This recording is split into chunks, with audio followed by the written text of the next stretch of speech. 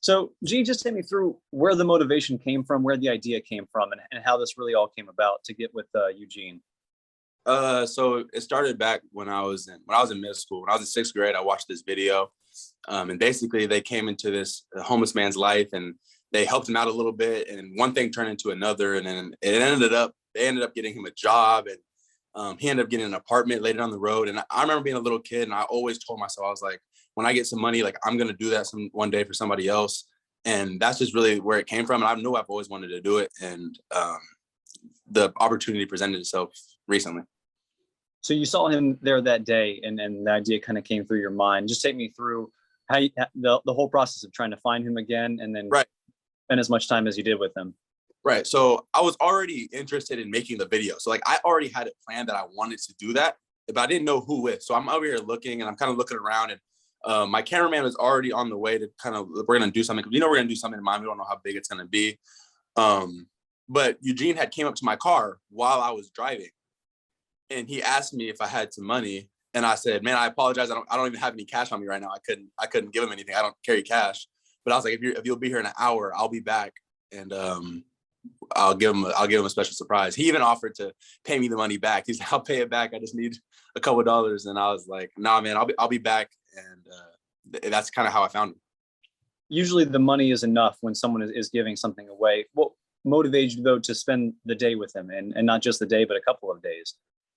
Like I said, just the motivation that I got from that video, and just seeing how one person can influence their life. We're talking about people that literally spend their, like, in a conversation that him and I had, like these are people that literally spend their lives every day of the week begging other people, and they kind of just get get blind-eyed, or they're just constantly belittled every single day. And you imagine what that does to somebody's mental for years and years of doing that. And so just to spend a couple of days with him, and he even told me himself, he was like, man, like this is like, I feel like a human again. Like I feel like I'm back, and like that made me feel good. That made me just feel so good that I could have done that for somebody. Take me through too, getting to cut him up a little bit. I know you got him right in the chair. I didn't know you had those two. Just what was it like to share a moment like that outside of doing something for him? It felt like that was something for you both as well. Right. Yeah. I've been cutting hair for maybe like I think 6 years now, just as a hobby, and it's just something I've enjoyed to do. I think I just wanted to give him like the presentable look. I think it's a nice feeling to have a haircut and just look clean and look good. And I wanted to be able to give him that if I could. And so it's probably hard for him. He doesn't probably make $25 and just take that money and go to a barbershop. It's probably been years since last time he's got a haircut. So like I said, like when I took him to the hotel, he was able to shower and stuff like that. And I came and gave him the haircut, and like, I don't know, I just wanted to give him a clean, presentable look, and he was excited with it. I know you didn't post the conversation that you guys had at Arby's, but I just wonder what you learned from him, and what perspective that you got that maybe you didn't have before that.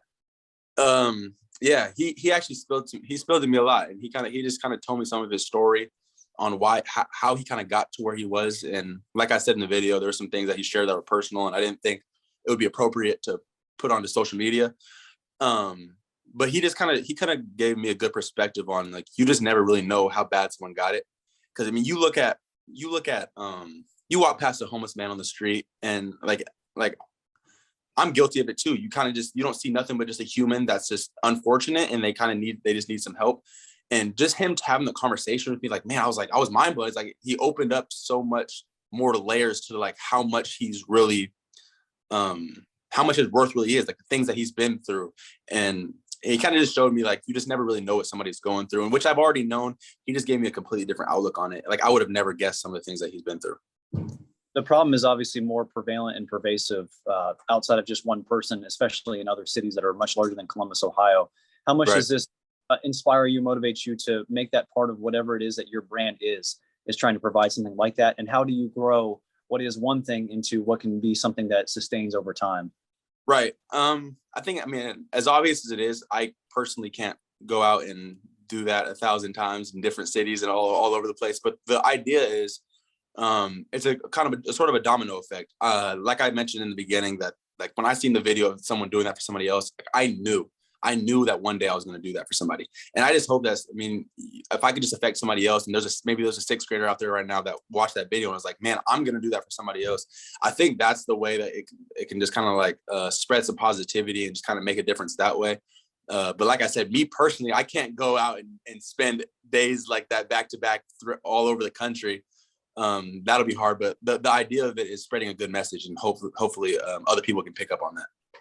Is there something maybe from an NIL perspective that you could get out of that too, of partnering with a nonprofit maybe that can help you in that sense? And maybe it's not you doing that because you are still a college kid going to classes and balancing football, which is enough already in and of itself. Right. But that you can maybe form a partnership with, a deal with, in order to help that and make that possible. Yeah. So this is kind of just sort of the beginning of what I'm trying to do. Like I said, I've probably not been able to do that specifically all over the place, but that's kind of like the next steps I was looking forward is actually what can I do and leverage myself as a personal business? Like what can I do to leverage this situation and maybe get an NIL deal to where Eugene or whoever it is can actually get maybe a free meal every single day whenever he goes there. Because instead of them paying me to do X, Y, and Z, maybe we can take that and have it go to him to where he can be able to eat free X, Y, like these days. This is all fresh and it's new. I just recently did this. This is a couple of days ago. So we're still brainstorming some different ideas. And like I said, this is just kind of sort of the beginning, and I just want to continue just to grow a relationship with him. And yeah. A misconception maybe about NIL in the beginning was it's just a way for guys to make money for themselves, but we're seeing more and more that guys are using this as a platform to make money for themselves, but also their families who need it. And they have something like you do, something that inspires them and moves them to perform something for somebody else. They're using that platform as well. What do you think this is showing about college athletes and what they're about and what they care about too? We're we're so much more than football players. I was just thinking this the other day, like since the moment I could walk, I had a ball in my hand, and that's all growing up, I almost thought like that was the only way I can make impact in this world is if I do something with this ball, whether it was a basketball or a football. That's kind of what my trajectory in my mind that I thought I was good for. And the older I get, I'm 21 years old now, and the older I get, I'm starting to realize like, man, there's so many ways I can be impactful in this world. And I know that now. And I'm learning that day by day. The older I get, I'm still maturing. But I'm constantly just learning that I can bring so much more to this world than what a small football, you know what I'm saying? And I think that's like the common theme. I think money is, sometimes I look at money as opportunity, and it's in a way freedom when you have money. And just now I can start to just kind of really express myself in different ways and do the things that I never thought I could really do before.